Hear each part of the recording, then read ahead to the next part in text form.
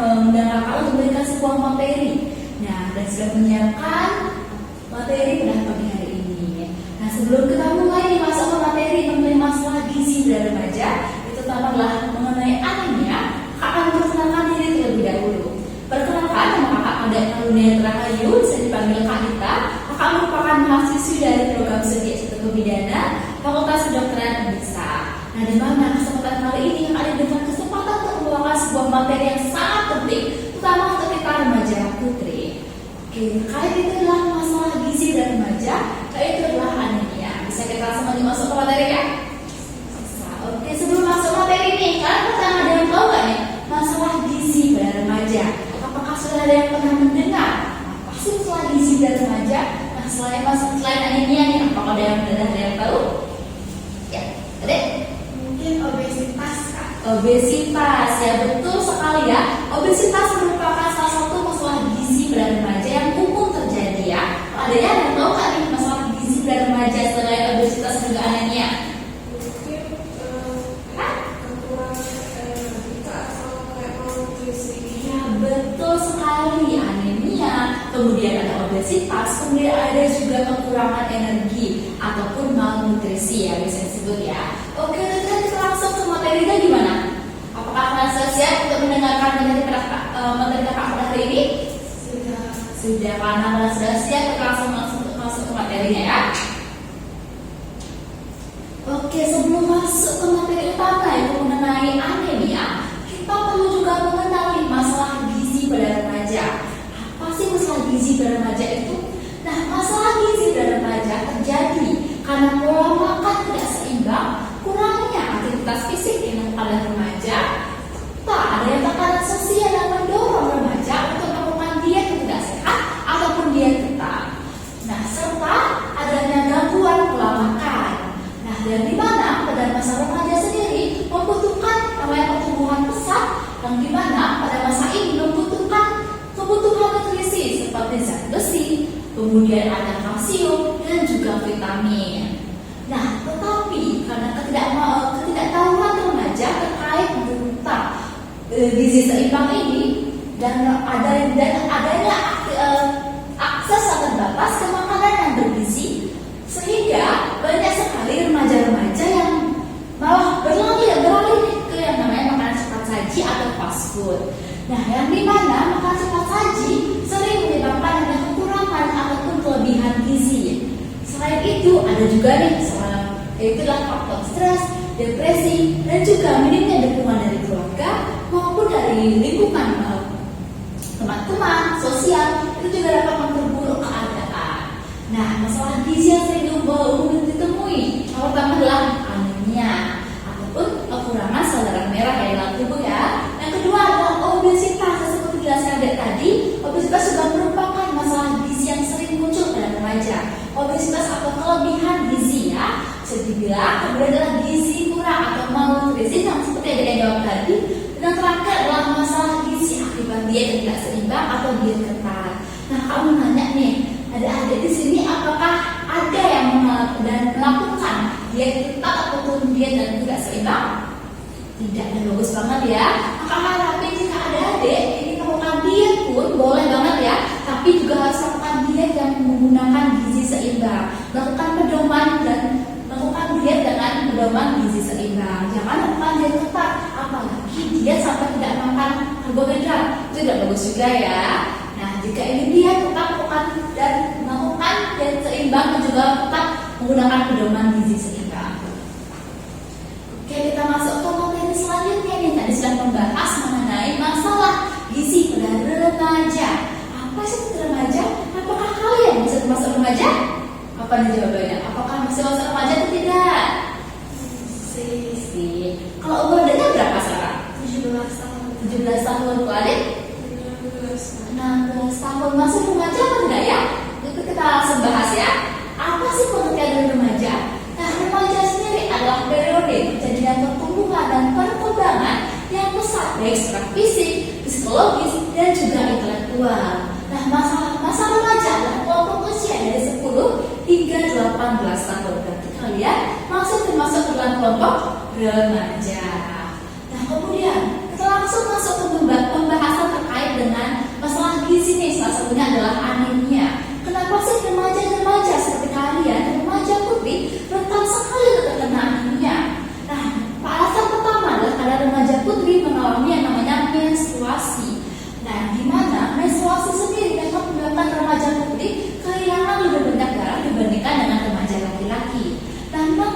itu, remaja putri membutuhkan zat besi 3 kali lebih banyak dibandingkan dengan remaja laki-laki. Nah, kemudian remaja putri itu biasanya menemukan diet ketat dan diet yang tidak seimbang, sehingga dapat mengurangi asupan protein hewani yang dibutuhkan untuk pembentukan hemoglobin dalam darah. Nah, sebelumnya kamu nanya nih, ada yang tahu nggak sih apa itu protein hewani? Ada tahu nggak? Mungkin sumber protein hewani Ya. itu ada ayam, sama Betul, telur. betul sekali. Ayam yang juga telur merupakan sumber protein hewani. Selain protein hewani, ada juga yang namanya protein nabati. Ada yang tahu nggak nih protein nabati itu apa? Ya, ada. Mungkin kayak tempe dan tahu gitu. Betul sekali. Tempe, tahu, kacang-kacangan itu juga merupakan protein hewani. Bukan protein nabati ya. Benar sekali dan betul banget ya adanya. Belum menjelaskan lebih lanjut ya masalah di sini. Oke, selanjutnya kita akan masuk ke topik kita pada hari ini, yaitu terkait dengan anemia. Apa sih itu anemia? Ada yang bisa menjelaskan nggak secara garis besar apa sih anemia ataupun dari diri adik-adik nih? Anemia bersalah ini, boleh banget berpendapat. Ada yang ingin menjawab? Ya? Anemia itu merupakan suatu kondisi di mana tubuh itu mengalami kekurangan darah atau tidak sesuai normal. Oke, betul sekali ya. Anemia merupakan kondisi ketika tubuh mengalami penurunan atau jumlah sel darah merah berada dalam kisaran di bawah normal.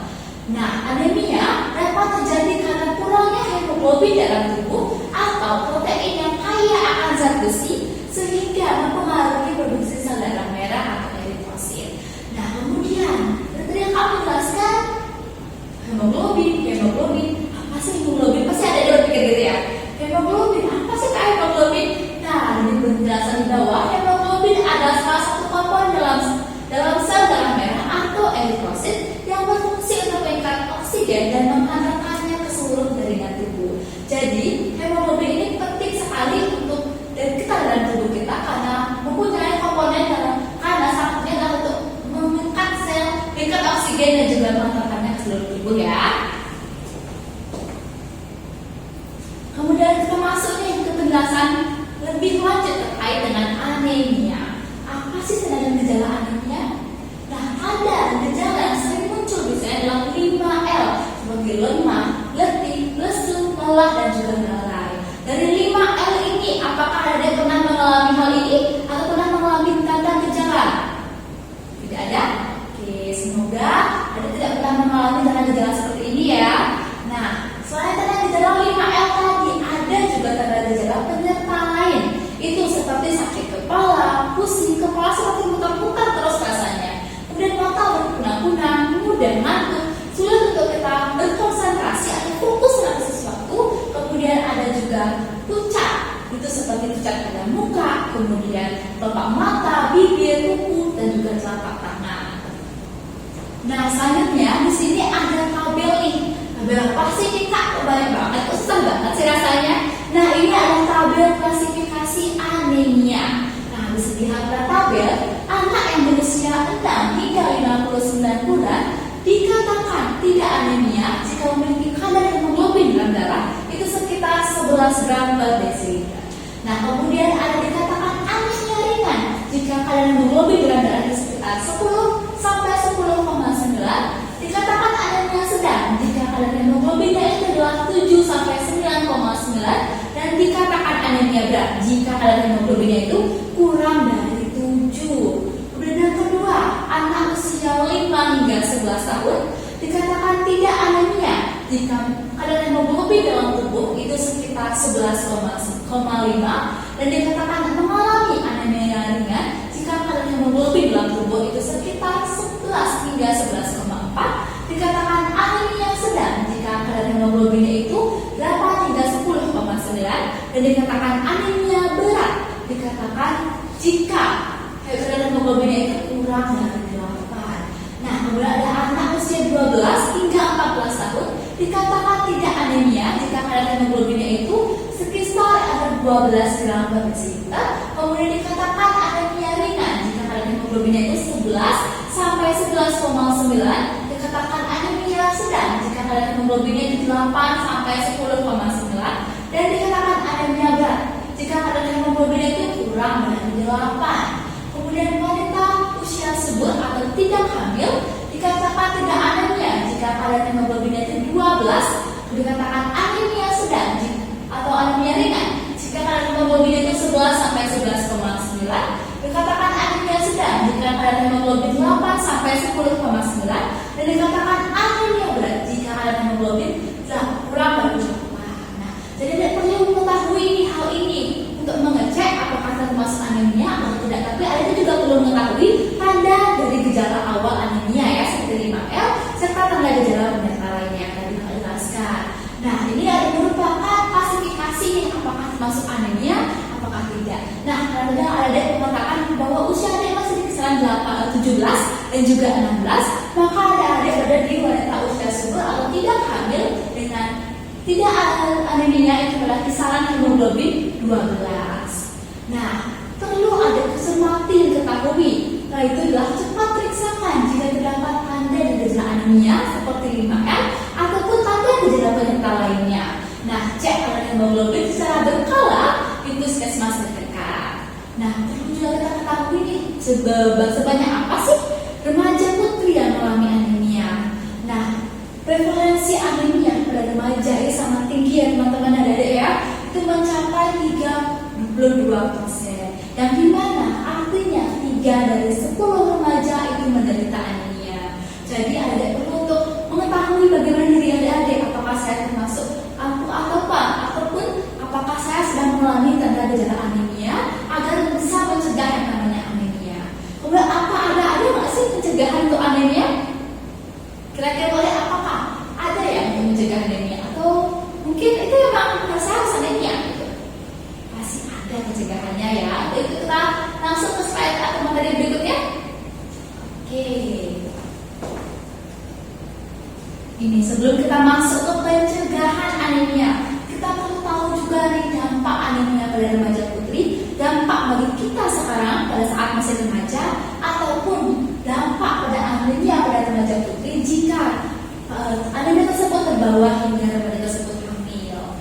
Nah, berdampak pertama adalah penurunan daya tahan tubuh. Nah, gimana? Turunnya daya tahan tubuh itu dapat menyebabkan ada tuh mudah cepat lelah, mudah cepat sakit. Nah, kemudian yang kedua adalah gangguan konsentrasi, di mana gangguan konsentrasi ini dapat menurunkan prestasi belajar serta dapat mengganggu kebugaran dan juga produktivitas sehari-hari. Nah, kemudian bagaimana dampak anemia pada remaja putri jika terbawa hingga hamil? Nah, pertama adalah memperbesar resiko kematian saat melahirkan. Nah, perlu diketahui ya, bahwasanya ibu yang mengalami anemia ketika akan melahirkan itu memiliki resiko yang besar untuk terkena yang namanya adalah pendarahan ketika persalinan. Nah, jadi anemia itu dampaknya sangat besar sekali bagi kita remaja putri ataupun nanti ketika hamil. Nah, yang kedua adalah menjadi salah satu penyebab bayi lahir prematur. Nah, yang ketiga berisiko melahirkan bayi berat badan lahir rendah atau BBLR dan juga stunting. Yang keempat adalah meningkatkan resiko kesakitan dan juga kematian bayi ataupun neonatal. Dampak ini cukup berat ya untuk kedepannya ya, jadi ada perlu nih untuk mencegah yang namanya anemia sedini mungkin. Nah, ini dia pencegahan anemia pada remaja putri. Bagaimana ya cara mencegahnya? Nah, upaya yang dapat dilakukan adalah dengan cara yang pertama, yang jelas sekali bisa kita lakukan sehari-hari adalah dengan cara meningkatkan asupan besi melalui makanan. Salah satunya adalah protein. Seperti yang sudah dijawab tadi, protein itu apa saja ada? Itu ada ayam, telur, ikan dan juga daging. Kemudian yang kedua adalah mengkonsumsi makanan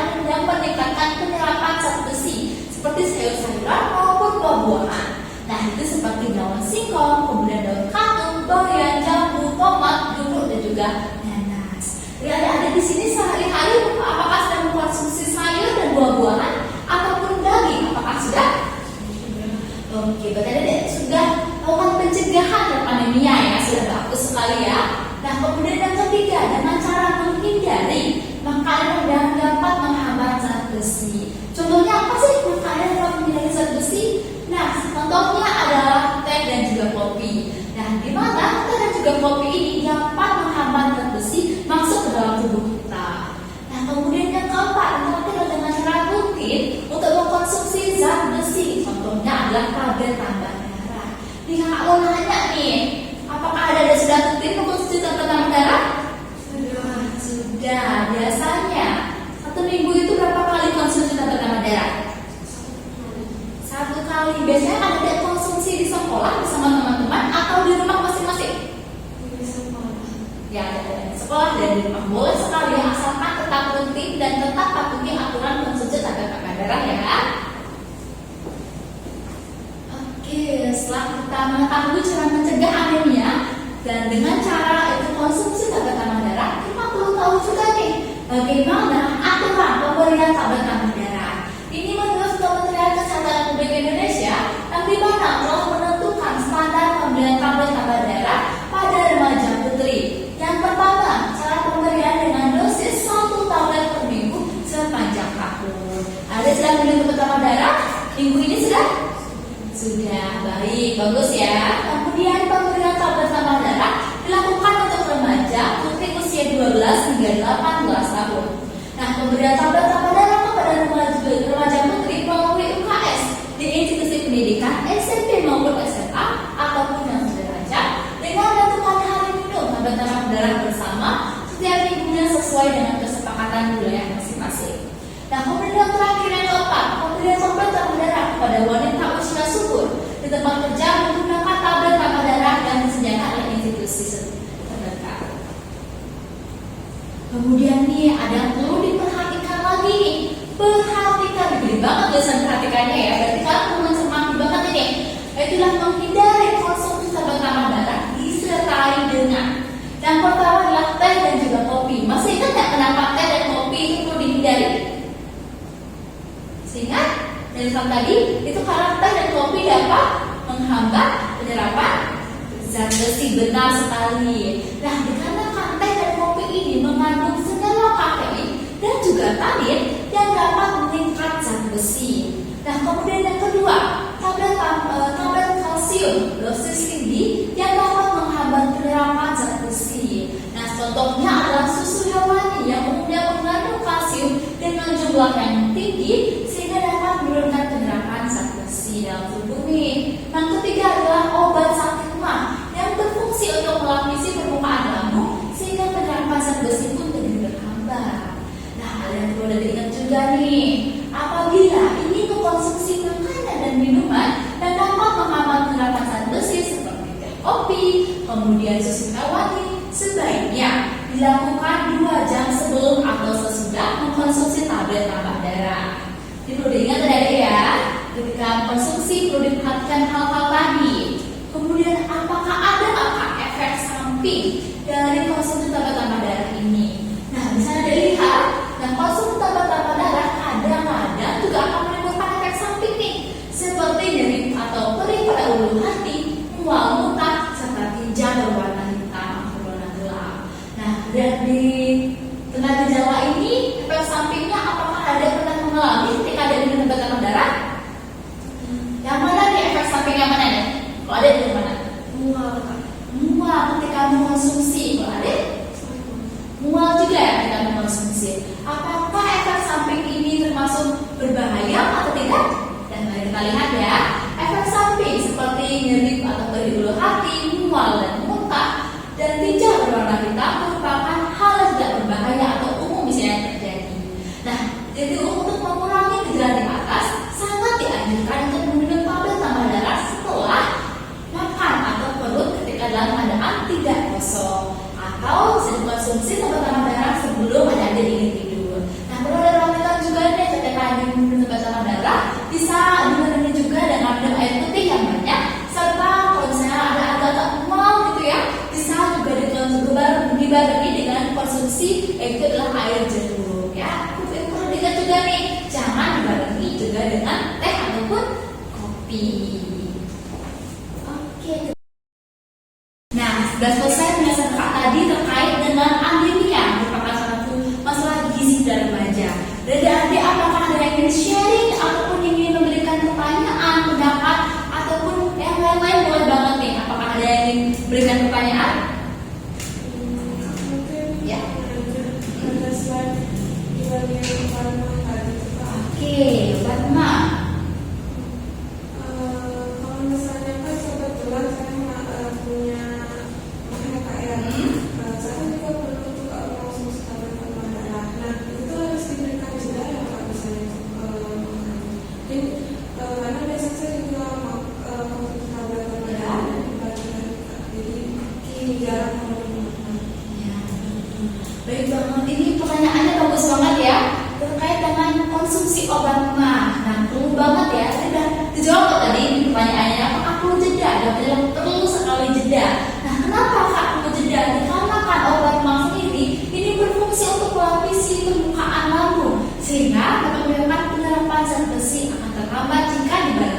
dengan konsumsi atau tekanan darah. Nah, waktu itu jedanya berapa jam sih Kak?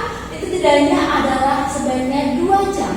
Itu bisa dilakukan sebelum atau sesudah konsumsi atau tekanan darah. Nah, apakah sudah jelas jawabannya? Apakah ada yang menanyakan kembali? Oke, baiklah, sudah cukup. Untuk itu akan memberikan sebuah hadiah nih. Hadiahnya itu sebuah soal. Ini ada sekitar 10 soal yang bisa Anda dijawab ya. Nah, di sini ada pertanyaan yang sudah mungkin pasti kalian bisa jawab kalau kalian menyimak tadi. Nah, di sini ada 10 soal yang bisa Anda dijawab. Nah, jika ada yang merasa jawaban A yang benar, bisa dikali jawaban A. Oke, Kakak bagikan ya. Ini Kakak kasih waktu selama 5 menit bagaimana bisa? Oke, selamat mengerjakan. Jika ada yang ini kurang mengerti ataukah soal yang sedikit ambigu, bisa langsung konfirmasi Kakak ya.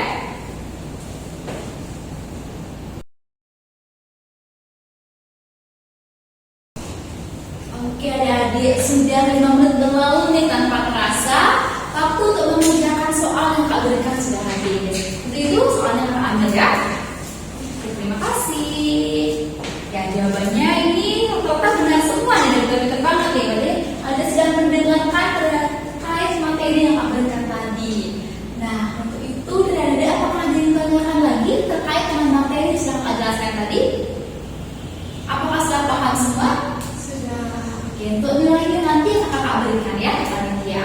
Nah, untuk itu jika ada adik yang sampai di rumah mungkin merasa ada yang perlu ditanyakan kembali terkait materi kita hari ini, bisa langsung kontak ke Densa Kakak ya, nanti akan jawab di sana. Kakak adik bisa cek Kakak langsung jika adik mungkin merasa memiliki beberapa pertanyaan. Nah, untuk itu sekian ya penyampaian materi dari Kakak. Kakak ucapkan terima kasih sudah menyimak dengan baik dan sudah aktif juga untuk menjawab dan juga memberikan pendapat terkait dengan materi yang sudah Kak jelaskan. Kakak juga mohon maaf